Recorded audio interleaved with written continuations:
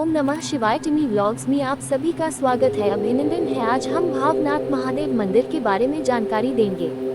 संसार के दुख को दूर करने वाले, देवों के देव, गंगा जी को मस्तक पर ग्रहण करने वाले, नंदधारी, त्रिशूलधारी, जन्म तथा मरण आदि के रोग को दूर करने वाले सदाशिव परमेश्वर को अगर याद किया जाए तो वह है आशुतोष भावनाथ महादेव। भारत में देवी देवताओं के असंख्य मंदिर है। यह मंदिरों में अनेक देवताओं की प्रतिमा हमें देखने को मिलती है, परंतु शिव मंदिर में शिव स्थापना के स्थान पर शिवलिंग की ही स्थापना होती है। शिवलिंग समस्त ब्रह्मांड का प्रतीक है। समस्त ब्रह्मांड का समावेश शिवलिंग में होने की कल्पना हिंदू धर्म में की गई है। गिरनार की गोद में पुराण प्रसिद्ध भगवान भवनाथ महादेव का मंदिर स्थित है। जूनागढ़ की तलेटी में दामोदर कुंड से आगे चलने पर गिरनार दिखाई पड़ता है और सुवर्ण रेखा से उतरने पर रास्ते की बाईं तरफ श्री दुधेश्वर महादेव की जगह स्थित है। वहां से आगे वस्त्रापथेश्वर महादेव का मंदिर और उसके आगे सामने की तरफ भवनाथ महादेव का मंदिर स्थित है। जूनागढ़ शहर में गिरनार नामक प्राचीन पर्वत है। कहते हैं कि हिमालय से भी पुराना पर्वत है। पुराणों में इसका नाम रेवत के नाम से है। गिरनार को नवनाथ और 64 देवियों का स्थान कहा गया है। गिरनार में और उसके आसपास इन सभी देवी और देवताओं के स्थान है और सभी धर्म के स्थान यहाँ हैं। इसलिए दिवाली के त्योहार के बाद देव दिवाली में लिली परिक्रमा होती है।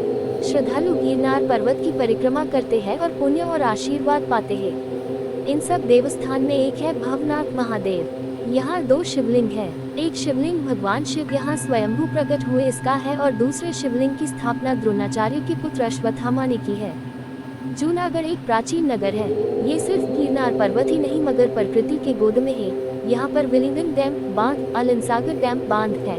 वर्षा ऋतु में इसका आनंद और भी खिला खिला होता है। जूनागढ़ शहर ने नरसिंह मेहता जैसे कृष्ण भक्त दिए हैं, रक्त नवघ जैसे यदुवंशी दिए हैं। जूनागढ़ से दक्षिण की ओर पहले दामोदर कुंड, अशोक का शिलालेख और उसके बाद में गिरनार की गोद में विराजमान है भवनाथ महादेव। इसकी वजह से उसे भवनाथ तलहटी के नाम से जानते हैं। अपने शास्त्रों और पुराणों के अनुसार 11 हस्तियों को अमरता प्राप्त है, जिसमें परशुराम, बलिराजा, हनुमान जी, जम्बोवंत, कृपाचार्य, अश्वत्थामा, महर्षि वेदव्यास, विभीषण मुनि, मार्कंडेय, लोमस मुनि और महर्षि नारद शामिल है। ये सब आज भी अमर है और जब तक ये पृथ्वी रहेगी तब तक यहाँ रहेंगे। इसमें अश्वत्थामा आज भी गिरनार और आसपास के जंगल में विहरते रहते हैं। भवनाथ के एक शिवलिंग की स्थापना उसने की है। एक कथा अनुसार भगवान शिव एक बार माता पार्वती को कहे बिना कैलाश से विहार करने निकले और विहरता विहरता गिरनार आए। गिरनार और इसके आसपास की जगह भगवान को पसंद आ गई। अपनी आदत अनुसार भगवान यहाँ तप करने बैठ गए और वर्ष के बाद वर्ष बीतने लगे। दूसरी ओर शिव जी नहीं आने पर माता पार्वती की चिंता बढ़ने लगी। उसने नारद जी को शिव जी को खोजने के लिए कहा। तब नारद जी ने शिव जी गिरनार के पास है ये बताया।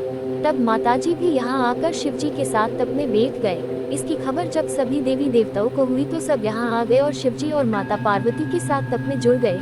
तब भगवान शिव यहाँ पर भवनाथ रूप में प्रकट हुए और माताजी के साथ मिलन हुआ। पौराणिक कथा अनुसार यहाँ 2 शिवलिंग है, जिसमें छोटा शिवलिंग भवनाथ के रूप में स्वयंभू प्रकट हुआ है और दूसरा महाभारत का युद्ध जीतने के लिए अश्वत्थामा ने की है। महाभारत के युद्ध को 5000 साल जितना समय हुआ है। 2001 में जब गुजरात में भूकंप आया था उसके बाद मंदिर का पुनः निर्माण किया गया। भवनाथ में शिवरात्रि मेले का बड़ा महात्म्य है। महाशिवरात्रि की मध्यरात्रि पर भगवान शिव की महापूजा होती है।